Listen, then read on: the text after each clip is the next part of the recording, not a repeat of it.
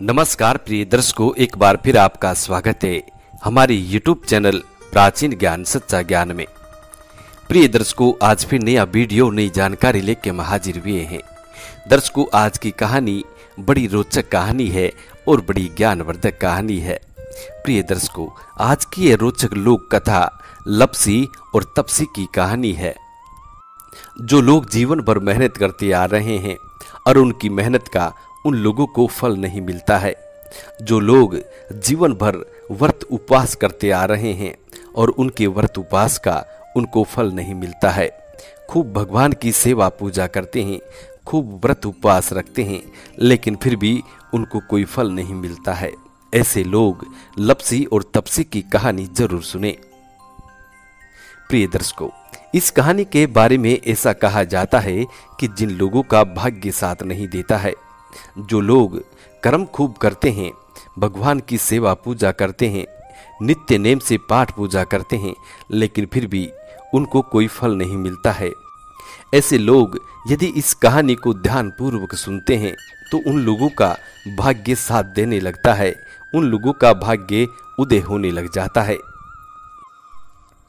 प्रिय दर्शकों, लप्सी और तपसी की कहानी के बारे में ऐसा कहा जाता है कि जब भी हम व्रत उपवास करते हैं और व्रत उपवास करने के बाद हम किसी भी भगवान की कहानी सुनते हैं या माता रानी की कहानी सुनते हैं या महादेव की कहानी सुनते हैं, हम जिसका व्रत करते हैं, जिनकी कहानी हम जरूर सुनते हैं, तो कहानी के अंत में हमको लप्सी और तपसी की कहानी सुनना भी अनिवार्य बताया गया है। यदि आपने जो व्रत उपवास रखा है, जो पाठ पूजा आप कर रहे हैं, उसका फल लेना चाहते हैं तो लप्सी और तपसी की कहानी जरूर सुना करें। प्रिय दर्शकों, वीडियो शुरू करने से पहले जो लोग हमसे नए जुड़े हैं वो लोग हमारे चैनल को सब्सक्राइब करें, बेल आइकन ऑन करें, अच्छे कमेंट किया करें ताकि हर आने वाले वीडियो का नोटिफिकेशन सबसे पहले आपको मिले और आप उसका फायदा उठा सकें। शुरू करते हैं प्रिय दर्शकों आज की ये प्यारी सी पावन पवित्र कहानी। प्रिय दर्शकों, ये पौराणिक काल समय की बात है। एक लप्सी था और एक तपसी था। तपसी हमेशा भगवान की तपस्या में लीन रहता था और लप्सी रोजाना 1.25 सेर की लापसी बनाकर और भगवान को भोग लगाकर जिम लेता था। प्रिय दर्शकों, एक दिन दोनों लड़ने लग जाते हैं, दोनों में झगड़ा होने लगता है। तपसी कहता है कि तुमसे मैं बड़ा हूं, क्योंकि मैं रोज भगवान की तपस्या करता हूं, इसलिए तुमसे बड़ा मैं हूं। और लप्सी बोला कि मैं रोज भगवान को 1.25 सेर की लापसी का भोग लगाता हूं, इसलिए मैं तुमसे बड़ा हूं। प्रिय दर्शकों, एक दूसरे से सर्वश्रेष्ठ बनने में दोनों में झगड़ा शुरू हो जाता है। लप्सी कहता है कि मैं बड़ा हूं और तपसी कहता है कि मैं बड़ा हूं। दोनों का झगड़ा समाप्त नहीं होता है। प्रिय दर्शकों, तभी नारद जी वहां से गुजर रहे थे। दोनों को लड़ता देखकर नारद जी ने पूछा कि तुम दोनों क्यों लड़ रहे हो। प्रिय दर्शकों, उसके बाद तपसी ने खुद को बड़ा होने का कारण बताया और लप्सी ने अपना कारण बताया। नारद जी बोले, तुम्हारा फैसला मैं कर दूंगा, तुम चिंता ना करो, और फैसला ऐसा होगा जो सर्वश्रेष्ठ होगा, जो बड़ा होगा वही बड़ा रहेगा। लेकिन तुम दोनों का फैसला आज नहीं होगा, कल तुम दोनों का फैसला हो जाएगा। प्रिय दर्शकों, इतना कहकर नारद जी वहां से चले जाते हैं। प्रिय दर्शकों, जब दूसरे दिन का समय होता है, लप्सी और तपसी नहा धोकर अपनी अपनी रोज की भक्ति करने आए तो नारद जी ने छुपकर 1.25 करोड़ की एक अंगूठी उन दोनों के सामने रख दी। प्रिय दर्शकों, अब कथा के मुताबिक ऐसा कहा जाता है कि तपसी की नजर जब अंगूठी पर पड़ी तो उसने चुपचाप अंगूठी उठाकर अपने नीचे दबा ली।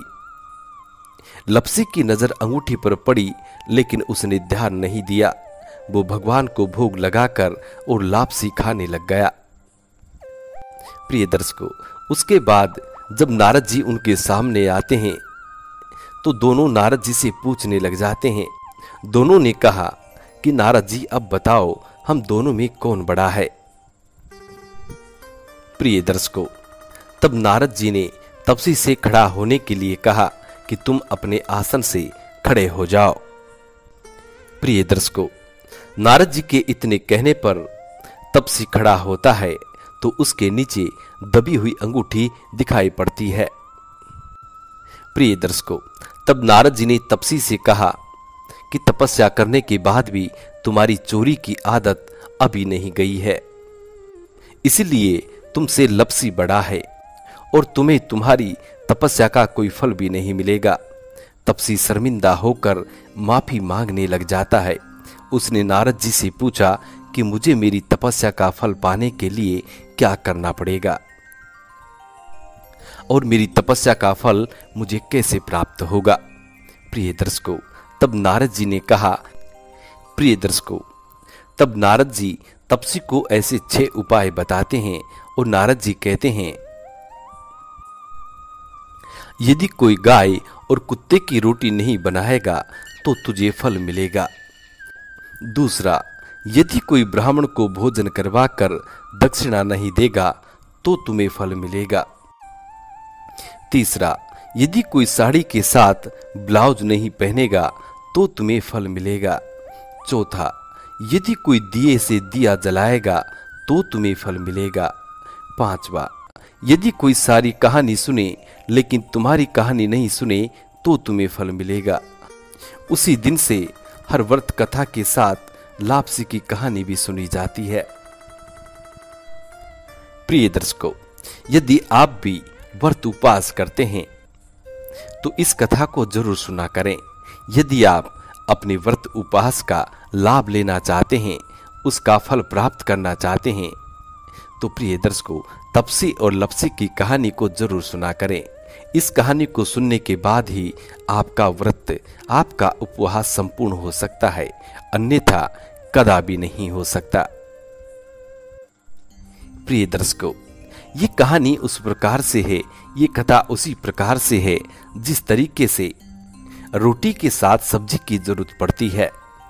यदि आप रोटी बना लेंगे, सब्जी नहीं बनाएंगे, तो प्रिय दर्शकों, रोटी को खाना बड़ा मुश्किल होता है, इसलिए सब्जी की बहुत जरूरत होती है। ये कहानी उसी प्रकार से है। यदि आप किसी भी व्रत उपवास से अपना फल प्राप्त करना चाहते हैं तो तपसी और लपसी की कहानी जरूर सुना करें। प्रिय दर्शकों, आज की कहानी समाप्त होती है। हम आशा करते हैं कि आज का ये वीडियो आप लोगों को बेहद पसंद आया होगा और इस जानकारी से आप ढेर सारे लाभ उठाएंगे। मिलते हैं प्रिय दर्शकों आने वाले नेक्स्ट वीडियो में। तब तक अपना ख्याल रखें। जी नमस्कार, धन्यवाद।